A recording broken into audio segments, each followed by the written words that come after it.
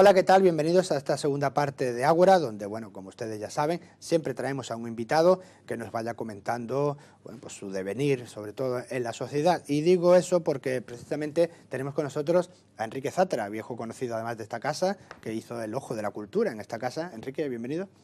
Muchas gracias O por welcome, invitarme. welcome. Welcome y viejo conocido o conocido viejo, qué sé yo. Sí, bueno, sí.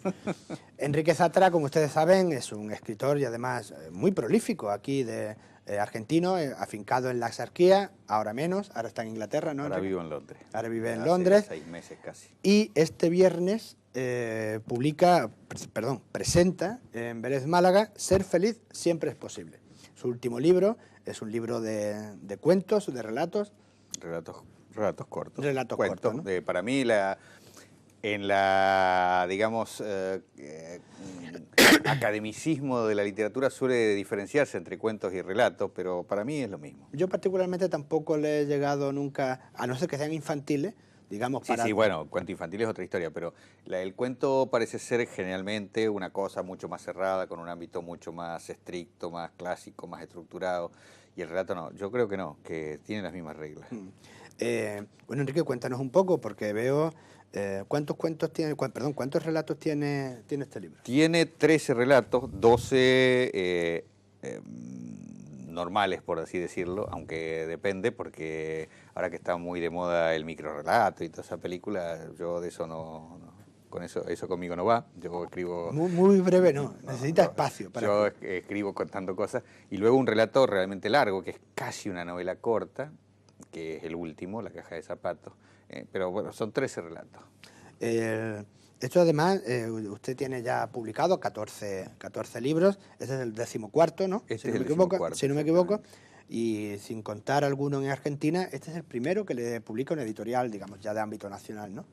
Sí, aquí en España, y incluidos los de Argentina, estamos acostumbrados, y es la realidad, porque lo vamos a negar, que tener 14 libros, uno parece que estuviera al borde de ganar el premio Nobel, pero resulta que la mayoría de esos 14 libros son o un libro que está premiado en el Ayuntamiento de Villa La Angostura, otro que te publica un amigo, otro que te lo publicas tú mismo. Y el problema de ese tipo de libros no es que valgan más o menos como libros, sino que no tienen distribución, que no suelen estar en las librerías, que no tienen buena crítica porque no llegan a la crítica. Este es el primero en España que publica, y por eso para mí es un orgullo y una alegría, el primero que publica una editorial de alcance nacional. Es decir, Ediciones Odeón es un sello literario de Editorial Aljibe, que es una editorial internacionalmente famosa, sobre todo por libros de pedagogía. Y además reconocida. Muy reconocida a nivel mundial como Aljibe, y ha lanzado hace un par de años una colección literaria con el sello Odeón, y bueno, y han tenido la gentileza, o como se quiera llamar, de que uno de los primeros libros, creo que el cuarto o quinto libro que sale en Odeón, es este libro mío. Con lo cual, de alguna manera, sí representa un nuevo comienzo, ¿no? El título, Ser feliz siempre es posible. Un título, en esta época que estamos viviendo, bueno, es impactante, ¿no? Pues yo creo que eso es una de las cosas que le ha llamado la atención y que ha movido un poco a la editorial a publicarlo, ¿no? Ese título en momentos tan difíciles, Ser feliz siempre es posible, es como... Alguien me dijo en Inglaterra, hablando estos días, pues mostrándole, me dice, ¿pero qué es un libro de autoayuda? No es un libro de autoayuda, pero a lo mejor alguno se lo cree y lo compra por eso, pero Bueno, no está mal, hay que vender. La literatura yo siempre he pensado que ayudaba. Naturalmente, yo creo que lo que más ayuda a vivir es la literatura, lo que nos cambia la vida es la literatura, ¿no? Comentaba hace unos pocos días acerca de un cuento de Cortázar, el famoso Continuidad de los Parques, donde precisamente el personaje es un personaje que usa la literatura como evasión, un tipo rico que se sienta ahí y que finalmente los propios personajes de la novela que está leyendo vienen a matarlo, si vienen a intervenir en su vida. Eso, la literatura realmente interviene en tu vida, te cambia la vida, si no, ¿para qué escribimos? Claro, es cierto. ¿Para qué escribimos? ¿Para qué leemos, además, ¿no? Claro, ¿y para qué leemos? Un poco la idea es esa, pero el tema Ser feliz siempre es posible es el título de uno de los cuentos. Yo lo digo en la contraportada y lo digo a través de todos los cuentos. Es un poco, yo diría irónico el título, aunque no del todo irónico, tiene también un ancladero en la realidad. Irónico en el sentido de que decir, ser feliz siempre es posible. Sí, es que la vida es muy dura, ¿no? Por resumirlo. Es que es muy difícil vivir, es que es muy difícil afrontar la realidad. Es que vivimos de desengaño en desengaño, es que vivimos de muerte en muerte. Pero esta sociedad, Enrique, en todas las sociedades. No, en esta sociedad más. No digo la española, digo en la época, en contexto histórico. Exactamente. Yo creo que todas las sociedades y la misma vida humana tiene como condición lamentable la dificultad de vivir. Eso que decían en la Edad Media, aunque lo liguemos mucho a la tradición religiosa, de que la vida es un valle de lágrimas y tal, en el fondo es verdad.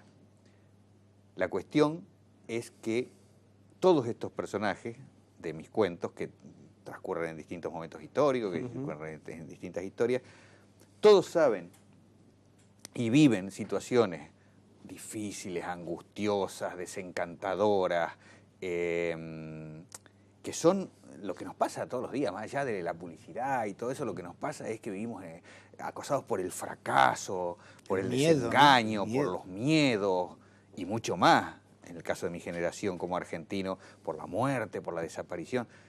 Pero siempre tenemos la posibilidad, en algún rincón de nuestras vidas, de nuestros sucesos, de nuestras pequeñas historias, descubrimos que la vida vale la pena ser vivida. Descubrimos que ser feliz siempre es posible.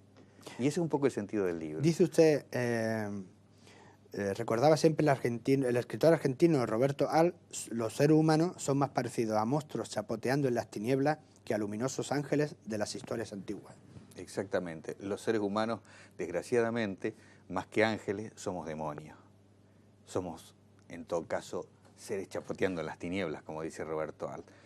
Pero lo bueno que yo intento transmitir en los personajes de este libro es que esos seres chapoteando en las tinieblas constantes que somos, buscamos permanentemente un sentido para nuestra vida, una justificación por la que vivir.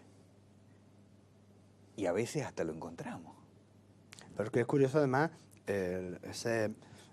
no sé si decirle optimismo antropológico o por lo menos esa capacidad para encontrar pequeñas dosis de felicidad en esa penumbra en la que estamos diciendo, porque además usted se tiene que venir de Argentina, llega a España y en España llega un momento en que no puede seguir más y se va a Inglaterra.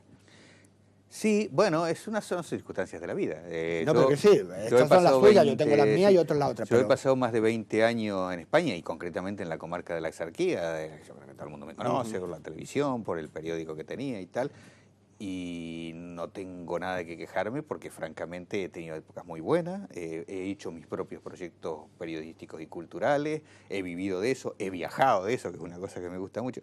Bueno, después se fue todo, como quien dice... Al garete.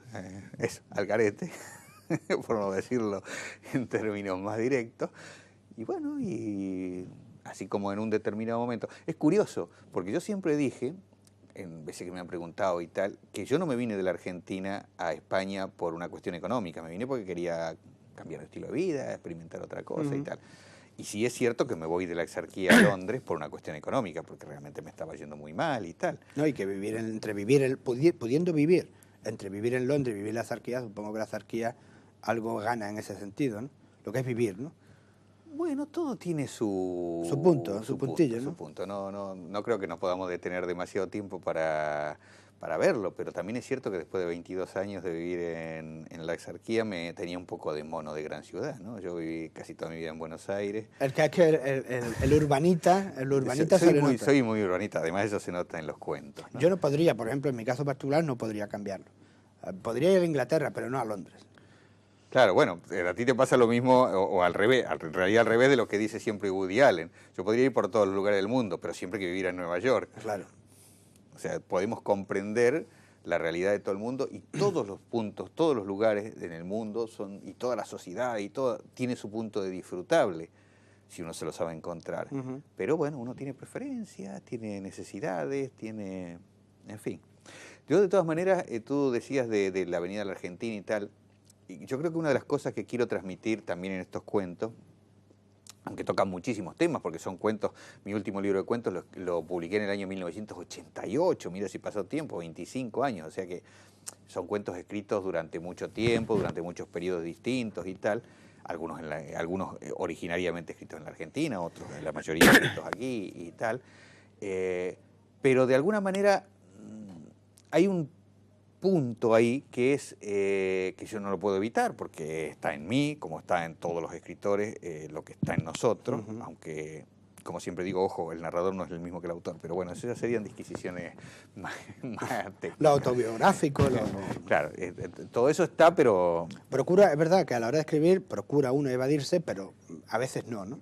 Bueno, o procura ponerlo en otras bocas. O en perspectiva, ¿no? Ponerse en perspectiva, pero es cierto que... Generar una perspectiva. Pero también es cierto que yo considero que mi generación como argentino ha sido una generación que nos ha tocado la desgracia de vivir la adolescencia y la mejor parte de la juventud, nos la han robado, nos la han sustraído, en dictaduras militares. Yo voté por primera vez a los 28 años, Paco. A los 28 años voté por primera vez. Pasé toda mi adolescencia y toda mi juventud en dictaduras militares. Y que no estamos hablando de simplemente censura, no. Muerte, desaparición, terror, la miedo, represión, ¿no? represión. Es muy duro. Y todo eso, la condición humana tiene la ventaja, aquí o en cualquier parte, de conservarlo mejor y echar un poco a un costado lo peor. Y entonces uno niega ciertas cosas de su propia vida, pero en algún lado están. Hay un hueco, hay un espacio que por algún lado hay que recuperarlo. En los cuentos míos, por ejemplo, en la mayoría de los cuentos que transcurren, por ejemplo, en Argentina en esa época, se menciona muy poco el tema de la dictadura militar, pero siempre está ahí. Siempre está ese agujero, siempre está esa además siempre estará, ese fondo. Siempre estará. Evidentemente siempre estará, por lo menos en los que la vivimos. Sí, de una forma, claro, pero de una forma o de otra, quien, como usted dice, votó por primera vez a los 28 años, todo ese tiempo no se puede olvidar, ni siquiera obviar a la hora de... ni se puede obviar, lo de las elecciones es lo de menos, lo que no se puede obviar es esa sensación de haberse pasado un montón de años viviendo en el terror, viviendo sabiendo que ibas a la facultad y al día siguiente volvías a la facultad y el del banco de al lado ya no estaba, y sabía... Y no iba a volver. Que no iba a volver nunca más. Son cosas que son muy difíciles de explicar. Pero no he querido nunca, a diferencia de muchos autores, que creo que hacen bien en hacerlo, pero no ha sido nunca lo mío hablar de eso, decir, contar. No, yo creo que lo mío siempre ha sido en literatura hablar de lo que pasaba mientras pasaba eso.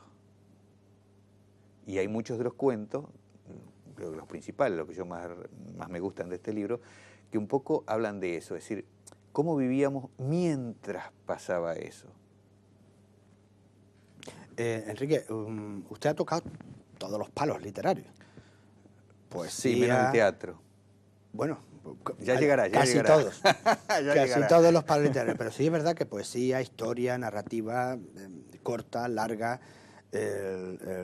hasta un libro incluso de historia sobre Torrox que tiene usted, ¿dónde se encuentra más cómodo? Pues en donde me da la gana de escribir en ese momento. Es muy difícil que te dijera. Yo siempre me considero narrador, sobre todo. Es decir, a mí me gusta la narrativa, el cuento y la novela. Pero fíjate, he publicado solo 2 libros de cuentos y ninguna novela. Curioso. Sin embargo, ese es el género que a mí más me apasiona. Pero bueno, yo qué sé, yo voy haciendo, así como en su momento publiqué los libros sobre la historia de Torrox, porque me interesó, viví ahí, empecé a investigar. Bueno, de hecho, dentro de muy pocos días voy a presentar un libro sobre la literatura axárquica, que ya me lo sacará. No, ya no podemos hablar. Pero... ¿Qué día se presenta?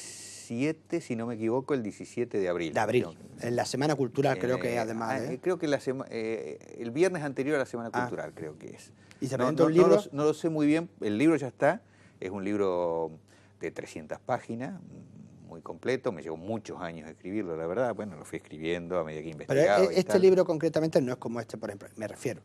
Es un libro sobre escritores de la Axarquía. Sí, se llama La escritura de la luz.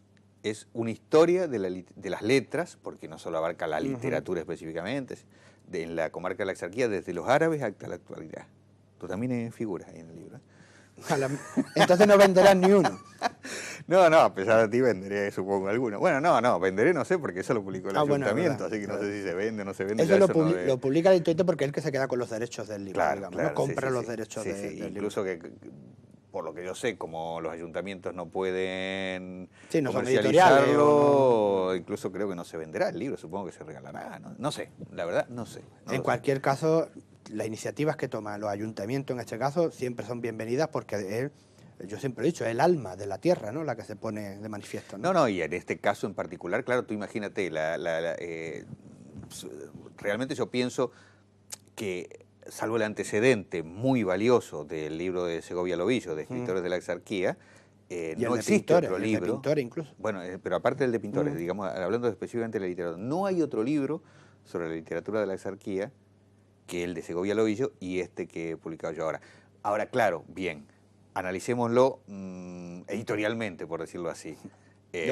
Claro, comenzamos al principio del programa, ¿a quién le interesa un libro sobre la literatura de la Exarquía si no es específicamente a la Exarquía, a las instituciones que deben difundir? Eso es lo que yo me refería. Evidentemente, salvo las instituciones, un libro de esas características no hay quien lo publique. Entonces, que un ayuntamiento asuma la responsabilidad de publicar ese libro, a mí me parece francamente... correcto. Además, debería hacerlo incluso más a menudo, no solamente el de Vélez en este caso, sino otros ayuntamientos. Mucho más a menudo. Mucho más a menudo porque, vuelvo a decirlo, es el alma de la tierra la que se expone, sea en este caso escritores, como si es otro tipo de cuestiones. Claro. Supongo que las generaciones futuras querrán ver cómo era la sociedad dentro de 100 años, querrán ver cómo era la sociedad actual y lo único que quedarán serán los libros, ¿no? Sí, lo que pasa es que, bueno, que tú sabes perfectamente, además creo que está escribiendo también un libro que ya está... De eso ya hablaremos, ¿no? Otro día. Lo difícil que está en imprenta ya. Claro, lo difícil que es hablar de lo que uno ha vivido permanentemente, ¿no? Es decir, incluso del pasado, no digo ya del presente, pero del pasado, que todos te reclaman. Claro, ahí entra las posiciones de cada uno. Es difícil, es muy difícil. Pero bueno, pero hay que hacerlo, porque si no, nunca nadie lo hace. El miedo a quedar mal con la gente o con alguno hace que todos nos autocensuremos, ¿no? Y al final no queda nada. No, al final de cuentas nos vamos a morir nosotros, se van a morir todos los que nos critican y los que nos halagan, y quedará el libro. Lo que yo digo. Eso es fundamental. Bueno, Enrique, usted no solamente, además, reconocido escritor, poeta muy conocido además, con numerosos proyectos, entre ellos El Ojo de la Cultura, que nace, se desarrolla en parte aquí también en Exarquía 24, y ahora lo estamos llevando a través de Internet, ¿no? Pues ha tenido El Ojo de la Cultura, que ha nacido aquí, en esta casa, evidentemente, primero en la radio y después en la televisión durante casi 2 años.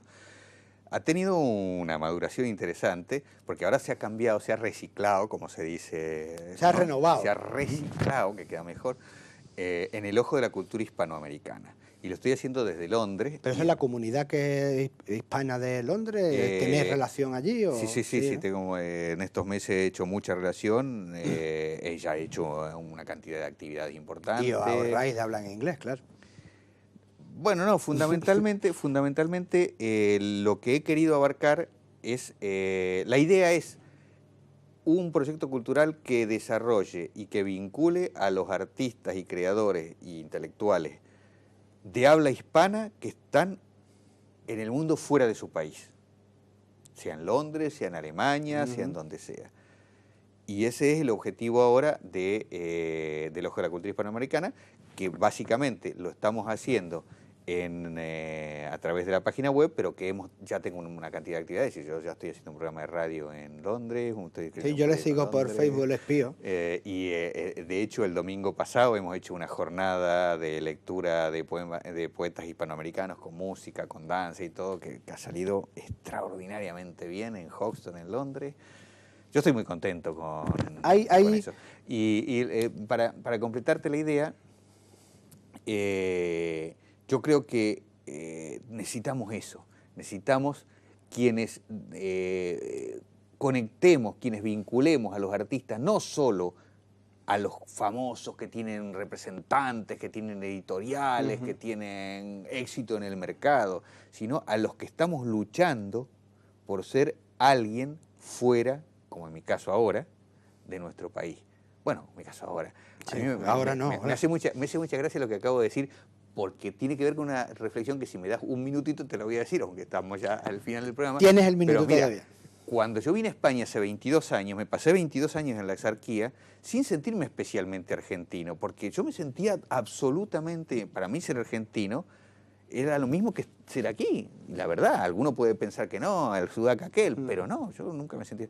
En Inglaterra es distinto, porque tú tienes otro idioma y recuperas tu identidad. Te encuentras sí en un espacio diferente que no puedes compartir ampliamente, claro, y totalmente como era en España, y ahora sí dice, yo soy argentino, soy latinoamericano, soy hispanoamericano, es decir, ¿qué te identifica? La lengua. La lengua. Además, la relación allí, la comunidad vuestra, lo que os relacionáis, el londinense es abierto en ese aspecto, ¿no? Aunque es una sociedad cosmopolita, bueno, pero es abierto generalmente. Londres es una ciudad, supongo que debe ser una de las más abiertas del mundo.